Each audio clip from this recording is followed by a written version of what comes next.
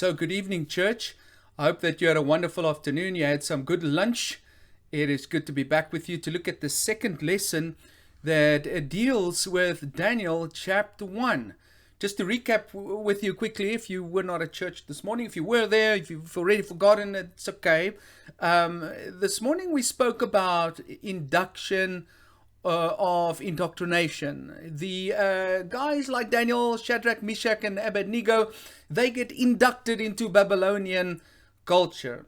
Now the text says the commentators say that it is Daniel chapter 1 is the induction, but if we look beneath the surface, it looks more like an indoctrination. They were indoctrinated into Babylonian language, literature.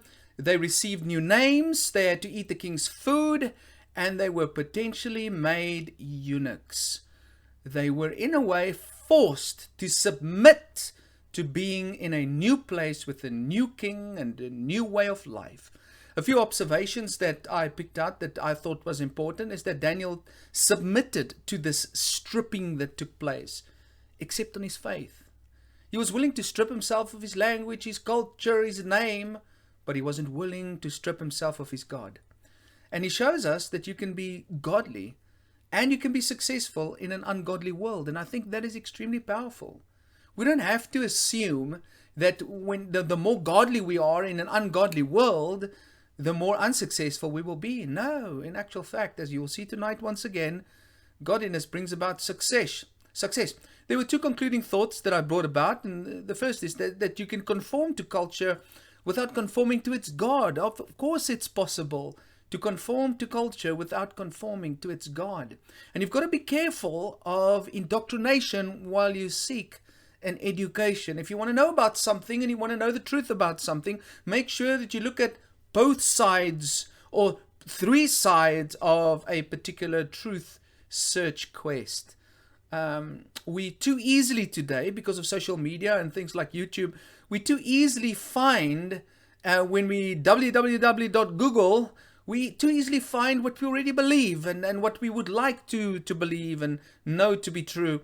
And that often is not necessarily the truth. That does not lead to education. It leads to indoctrination. And you don't want to indoctrinate yourself.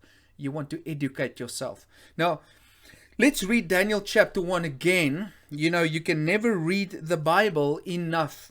You will read it again now if you did read it this morning, and probably something else will stand out for you. And just to make sure that we are still on the same page, let's open our Bibles in Daniel chapter 1 and let's read the text together.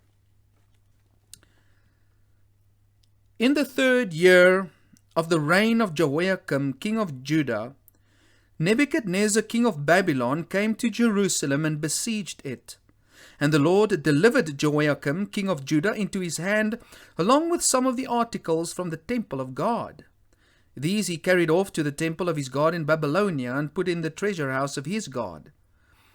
Then the king ordered Ashpenaz, chief of his court officials, to bring in some of the Israelites from the royal family and the nobility, young men without any physical defect, handsome, showing aptitude for every kind of learning, well informed, quick to understand, and qualified to serve in the king's palace. He was to teach them the language and literature of the Babylonians. The king assigned them a daily amount of food and wine from the king's table. They were to be trained for 3 years, and after that they were to enter the king's service. Among these were some from Judah: Daniel, Hananiah, Mishael, and Azariah. The chief official gave them new names. To Daniel the name Belteshazzar, to Hananiah Shadrach, to Mishael Meshach, and to Azariah Abednego. But Daniel resolved not to defile himself with the royal food and wine, and he asked the chief official for permission not to defile himself in this way. Now God had caused the official to show favor and sympathy to Daniel. But the official told Daniel, "I'm afraid of my lord the king, who has assigned your food and drink. Why should he see you looking worse than the other young men of your age? The king would then have my head because of you." Daniel then said to the guard, whom the chief official had appointed over Daniel, Hananiah, Mishael, and Azariah, "Please test your servants for 10 days. Give us nothing but vegetables to eat and water to drink. Then compare our appearance with that of the young men who eat the royal food, and Treat your servants in accordance with what you see." So he agreed to this and tested them for 10 days. At the end of the 10 days, they looked healthier and better nourished than any of the young men who ate the royal food. And so the god took away their choice food and the wine they were to drink and gave them vegetables instead. To these 4 young men, God gave knowledge and understanding of all kinds of literature and learning, and Daniel could understand visions and dreams of all kinds. At the end of the time set by the king to bring them in, the chief official presented them to Nebuchadnezzar. The king talked with them, and he found none equal to Daniel, Hananiah, Mishael, and Azariah. So they entered the king's service. In every matter of wisdom and understanding about which the king questioned them, he found them 10 times better than all the magicians and enchanters in his whole kingdom. And Daniel remained there until the first year of King Cyrus. Now, I'm sure that as we read this text now, you saw some other things in the text that we did not handle this morning. And so hopefully I will be dealing with that in some way tonight. Perhaps the most well-known thing about the story of Daniel in chapter 1 is the diet that Daniel decides to undertake. And yes, as you can see by the title of tonight's lesson, that is exactly the direction that we will be going in. The diet of defilement. But first, let me point out some verses and statements in the text that stand out for me. Verse 5 stands out for me. The king assigned them a daily amount of food and wine from the king's table. Now, I mentioned this verse also this morning. It is as if Satan is using the king without the king's knowledge to take a stab at Daniel and his friends. I think the king thought this was a good idea to give king's food to the potential workers for the king. He thought that if these young men eat like kings, then they will look good and become the best that they can be. They will have the mind of kings. But that is silly, ladies and gentlemen. Kings can eat what they want. And when you can eat what you want, you will eat whatever tastes good and not necessarily what is the healthiest for you. The food of kings don't make you healthy. It makes you fat. That's what the food of kings does. We know this, don't we? We want to eat like kings. But if we do, then we become overweight like kings. Here in Africa, it's a common thing. When a lady is looking for a husband in African culture, she looks for one that's fat. The bigger they are, the more money they have, because the more they can eat expensive food. If you're skinny, it means you're poor, that you can't afford a lot of food. I watched a video of a man by the name of Chris Walk about cancer. Chris Beat Cancer is his website's name, and he provides such wonderful information. And he spoke about the idea that most ancient kings didn't live long. And the reason they didn't live long is because they just ate what they wanted. So I think the king sort of made a mistake here, thinking that if he gives them the king's food, that they would look good and become more intelligent. Verse 8 also stood out for me. But Daniel resolved not to defile himself with the royal food and wine. And to be honest with you, in this whole chapter 1, this is my favorite text. This is the most powerful text to me. I love this. The word resolve. Daniel resolved not to defile himself. What does that mean? It means that he made up his mind that he was going to do God's will no matter what. That he wasn't going to touch that food no matter what. He was willing to bend on everything except this. Now, we wonder why. Why was he so serious about the food? What was wrong with the food? Consider this for a moment in light of Jehoiachin. Jehoiachin also ended up in Babylon, and he was most probably there, he was definitely there while Daniel was there. Okay, and the text says in 2 Kings 25:29, so Jehoiachin put aside his prison clothes and for the rest of his life ate regularly at the king's table. The king of Judah was willing to eat with the king. And now the small 14, 15, 16-year-old boy from Judah refuses to eat the king's food. This is strange, isn't it? Why did Daniel not eat the food? If the king of God's kingdom can eat it, why won't Daniel? Well, three possibilities I'd like to offer tonight. First of all, it's possible that some of the food may have been forbidden by the law of Moses. For example, we know that the Babylonians ate horse and pig. We know that. Okay? Daniel didn't want to break the law. That's against the law of God. He also didn't want the king's wine. Now, the law nowhere claims wine is unclean, but it is possible that Daniel had taken a Nazirite vow, or that the wine had been offered to the gods of Babylon. A second possibility is that the food may have been offered to idols. Obviously, the law of Moses forbids the eating of food sacrificed in this way, and because it's in a participation with idolatry and paganism. It's very possible that that is what happened to the king's food, that it was first sacrificed to idols. Or thirdly, eating the king's food represents accepting the king's friendship. To share food is to commit oneself to a relationship. In this way, Daniel possibly did what he did to refuse to publicly declare dependency on the king. Now, if I have to choose between all three, I think all three of these ideas have got validity. Eating the food was against the law of Moses. Eating the food is a problem because it's most probably food sacrificed to idols. And thirdly, when you eat with the king, you sort of say, okay, we're mates and everything is cool. And that was not cool with Daniel. But if I have to choose one of the three, and think about just when I read the text for the first time, I would say it's because simply Babylonians ate food that was contrary to the food laws of the Jewish people of Israel. And that's why he didn't. And so Daniel simply didn't eat the food because he wanted to obey God. In verse 8b is also an interesting verse for me. And he asked the chief official for permission not to defile himself this way. Verse 12 says that he said to the servant, please test to his chief official, he said, please test your servants for 10 days. Give us nothing but vegetables to eat and water to drink. Now, the reason why I elevate this section or these two sections of text is just because Daniel seems to be showing some tact here. He's as wise as a serpent and as innocent as a dove. He doesn't just rebel against the food, like go on some hunger strike or something. No, he humbly goes and he asks for permission.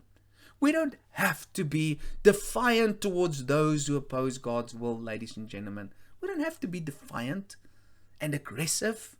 Okay? How would the story have turned out if Daniel was defiant and in rebellion and aggression? How would the story have turned out? He probably would have been killed, and God wouldn't have received glory through his life. And then he comes with a simple suggestion. He says, you know what? Test us. And he puts a time on it. Just 10 days. Right?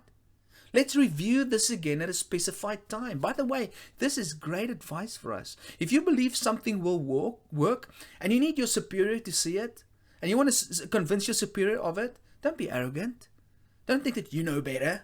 Just be humble and request the test for a period. You'll be surprised how it works. Go learn from Daniel. Also, verse 16 stands out for me. Verse 16 says, so the God took away their choice food and the wine they were to drink and gave them vegetables instead. Up to this point, it has been clear that Daniel and his friends looked better and performed better just on veggies and water. I'm so glad I wasn't them. I'd have to be beans. And it is unclear in the text, but I suspect the following. I suspect that when the chief official saw what veggies and water did to their physique, he decided to implement the same diet to all the young men who were to be trained to serve the king. You see, because he had a task. His job was to get the servants to look as good as possible. It makes sense because the goal was to get all the new servants to be of a specific mental and physical standard. And if water and veggies did it the best, then surely he would get everyone on it. If this is true, I think it's pretty cool. Why? Because Daniel's discipline and devotion to God led the whole training camp of the king to eat obediently to Yahweh. Our obedience to God doesn't always happen in a vacuum. It has effects, wider effects. When we act godly when nobody else does it, it might just lead others to be inspired to do the same. What did God do in this text? That stands also out for me. It stands out for me how God is at work throughout this story. How God works with and in Daniel. First, God gave Judah into the hands of the Babylonian king. In other words, God orchestrated the captivity. That's what we read in the beginning of the text. So we can comfortably say that God sent Daniel to Babylon, right? Secondly, we see how God works in the heart of the chief official to be kind and compassionate towards Daniel and to offer him assistance with the diet ordeal. Thirdly, we see how God is the one who gave wisdom and understanding to these 4 men. It just shows us once again that the path to success in this life is always in partnership with God. You can't get there without Him, and you aren't going anywhere if God is supposed to be doing all the work Himself. Daniel went when God sent. Daniel did God's will, and that made God open the heart of a pagan official. Daniel ate and studied and obeyed, and God gave him wisdom. If you say you want to go, God will show you and He will take you where He wants you to go. If you resolve to do God's will, no matter what, God will help you do it, no matter what. If you open your mind and your heart to heaven, God will fill your heart and your mind with heaven. I'd like to share with you tonight some thoughts to think about. Some things. And some of the things might be a little bit uncomfortable. It's uncomfortable to me. But I try to look at this text and say, how is this relevant to me and my life? And perhaps to yours. Firstly, I'd like to make this suggestion. We are more likely to stick to a resolve if we have actually made a resolve. We are more likely to stick to a resolve if we have actually made a resolve. If you make up your mind about something, nothing will stop you. The reason why we so often fall into temptation is because we haven't really made up our minds. We haven't made a resolve. If you don't make a resolve, you'll end up bending to your fleshly will in the moment. Daniel, upon entering Babylon, told himself, I will do what is ever necessary to survive here, but I will not deny my God. That is the commitment he made. When you resolve to do things God's way, He will move the obstacles out of your way. He will put favor in the hearts of those in charge of you, as He did here. If you leave it open and you say, I will see how I feel when I get there, that won't work. If we leave it up to feelings, we would be eating the king's food every night, to be honest with you. If I haven't made a resolve, I'm fasting for the next 5 days, or I'm eating veggies and water for the next 5 days, I will eat the king's food. If I didn't make that resolve, and I said, what, I probably should be eating veggies, but I'll see tonight what's on the king's table, and then I'll decide. That's not going to work. You can't, often when we work with young people, we say to the young men who are busy dating and things like that, got relationships with girls, it's like, don't make up your mind that you're not going to have a sexual interaction with this girl until the day you get married. Make up the resolve, decide it, draw it in the sand, all right? Make sure that this is a resolve that you've made. Don't be like, I'll see how the relationship goes. Or, and we always say, don't go visit her. Don't be alone with her. Or him. Could be the other way around. Don't be alone in a room. Don't ever be alone. Make sure there's always somebody else, so you're not tempted. And then the kid's like, I'll see how I feel when I get in. Don't wait to feel, because when you feel, you're going to lose. Make a resolve. We're more likely to be obedient to God when we've made a resolve. Secondly, what I pick up is that God will help you do His will. I honestly believe that God will help us do His will. I think it is so beautiful to read how God paved the way for Daniel to achieve success in obeying God.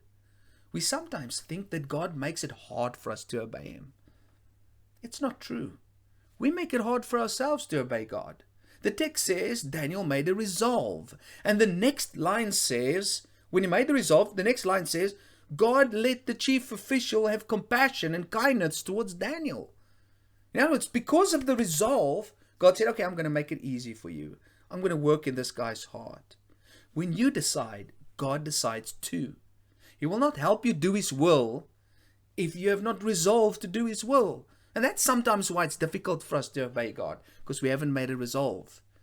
A third thing that I just want to point out in the text is that godliness works. Godliness works. Earlier I pointed out 3 possible reasons why Daniel refused the food. It doesn't really matter which one it was, because all 3 of them have sort of a common motive. Daniel wanted to please God. He wanted to be obedient to God. He wanted to be loyal to God. It was godliness, not selfishness, that led Daniel to refuse the food of Babylon. And the end result was that the young men looked better and performed better. Godliness is what led the young men look better and perform better. When the chief official saw this, he immediately changed everybody's diet. He might have termed it differently, but godliness works, ladies and gentlemen. And people know this. Godliness works. People who don't believe in God believe in the morality of God. They know it works. They know we're supposed to be a good society. They know it works. Here in South Africa, it's definitely true. We've spoken about this before. You know, people want kids in Christian schools. And they want their children to marry Christians. Why? Because they know godliness works. It makes the world a better place, and it makes you a better person. You will always do the best thing possible when in every situation you do God's will. When you put godliness first, you'll always receive the success, because godliness works. Fourthly, and this is the uncomfortable part, and this is the last point. And you know, there's a lot to talk about here, and I don't want to be too stern on this, but I just mention it. What we eat can affect our godliness. What we eat can affect our godliness. And I think this will be the statement to close off the lesson with tonight. We have bought into the idea that all we need to be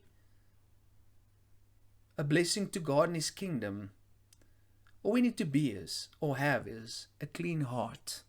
That's it. Your heart is clean, God's happy with you. And you're a good, godly person. We need to be good inside. And that's true in a way. You see, when we get to heaven, God doesn't evaluate, well, at the end of time, God doesn't evaluate our cholesterol levels before He decides to let us into heaven or not, right? But we want to give God maximum glory. And if this is the only sentence you remember tonight, this is it. Maybe you can just say it in your mind to yourself. I want to give God maximum glory with my life. Let me ask you a question. Does our diet potentially take away glory from God? In other words, let's just look at Daniel. If he didn't care about diet, but just ate the king's food, how would his life have been used differently by God? Let's think about it. What if he just ate the king's food? That's just diet. He could have kept his heart the same way, just eating the king's food. What about the wine? You know, we haven't spoken about the wine. Daniel was clever. He didn't want to drink the king's wine. The king wanted Daniel to be on his best performance. He needed to be on his best. But ladies and gentlemen, alcohol doesn't make you the best that you can be. And I know there's great division in Christianity about whether we should be drinking alcohol, should not be drinking alcohol. Let's put that out of the question. Let's just ask a simple question. It's not about the Bible says this or the Bible says that. Let's ask a simple question. Does alcohol benefit you? Does it maximize your godliness? Does it make you the best that you can be? Daniel decided not to drink the king's wine. Alcohol use in the long term and short term has got consequences. It leads to high blood pressure, heart issues, liver problems, digestive problems, cancer. weakening immune system, learning and memory problems, mental health problems, social problems. That's what alcohol does. How are these guys going to study and learn and grow in knowledge if they kept on drinking the king's wine at night? How would they perform at their best the next day with the hangover? You see, wine wouldn't put them at the best possible position to glorify God. Something that you put physically in your body can hinder your performance as a Christian. And what about the food?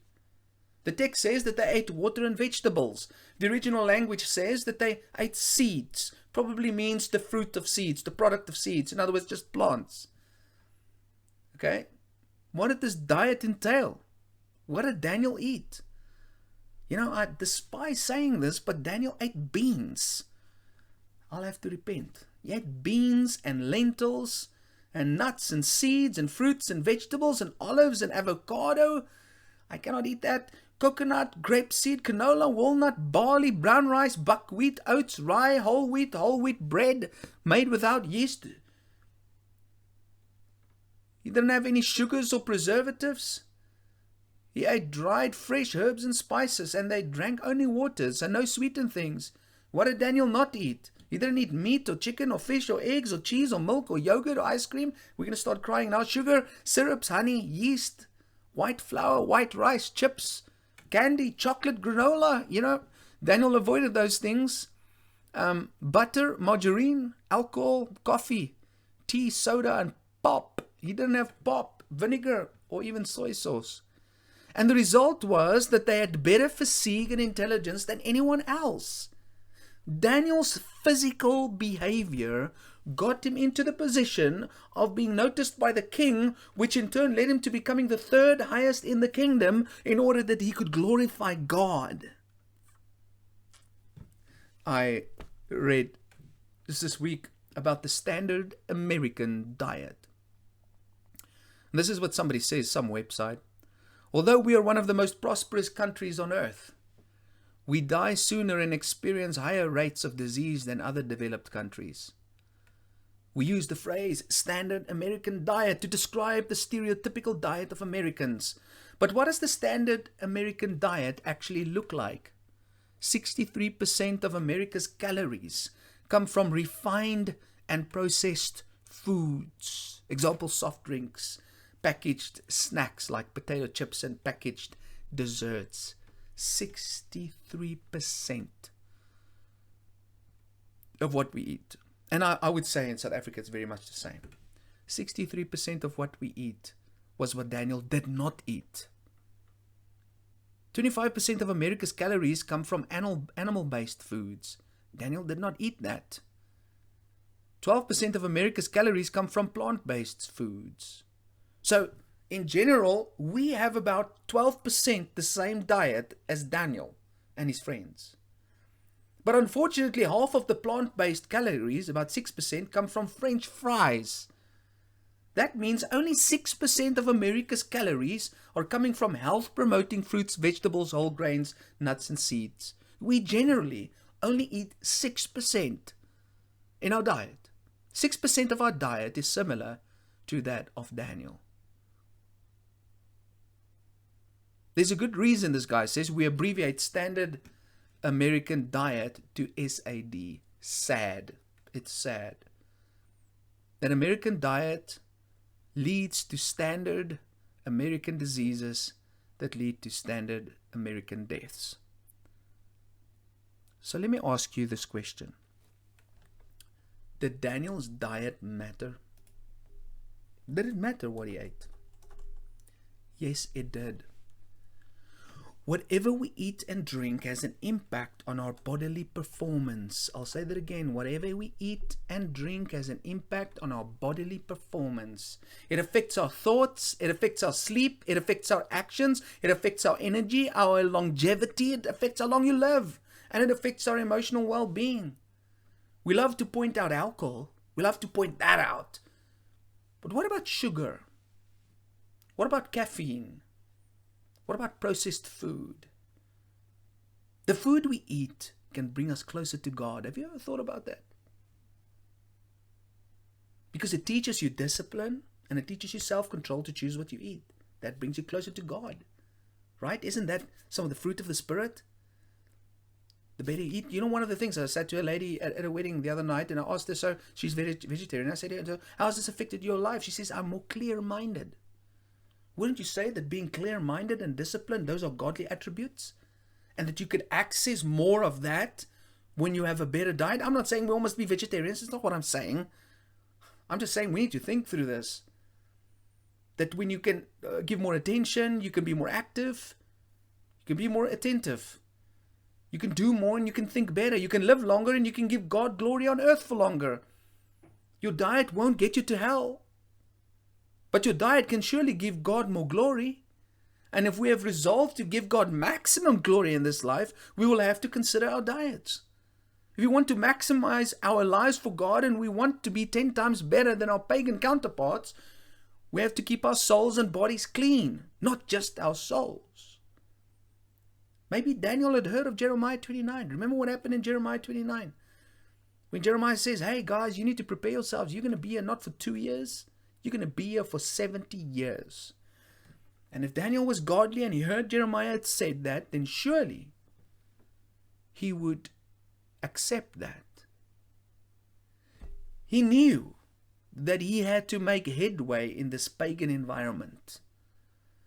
But he had to do it in such a way that he did not lose his God, dishonor his faith, or deny his God. How could he keep the king of Babylon happy and God happy at the same time? That's what Daniel manages to get right. He hangs it in the balance scale. And it's interesting for me that when you tie love and faithfulness around your neck, you will win a good name with God and with man. That's what the Proverbs writer says. It's interesting for me that when Jesus was a young man, the Bible says in the book of Luke, I can't remember, I think it's chapter 2, verse 52, I'm not sure. The text says that Jesus began to grow in stature and found favor with God and man. That's an attribute. Do you know that it is possible to grow, for God to be happy with you and for you to develop a good name in the world? That's interesting. You see, Daniel got it right to keep both sides happy. How could he meet his God and the king at the same place? Do you know how he did it? With a diet. With a simple diet with what he ate. Ladies and gentlemen, Daniel teaches us that you can be successful in the world without being a part of the world. That you can be successful in God's eyes and in the eyes of the world. It is possible. There is another way, a simple way, a neutral way, a natural way to please the pagan without denying your God or defiling yourself. Daniel teaches us how. And each one of us, we need to ask God for the wisdom to know in our lives exactly how to do that. I pray this lesson has been a blessing to you. May God bless you this week. We talk again next week. Love you. Bye-bye.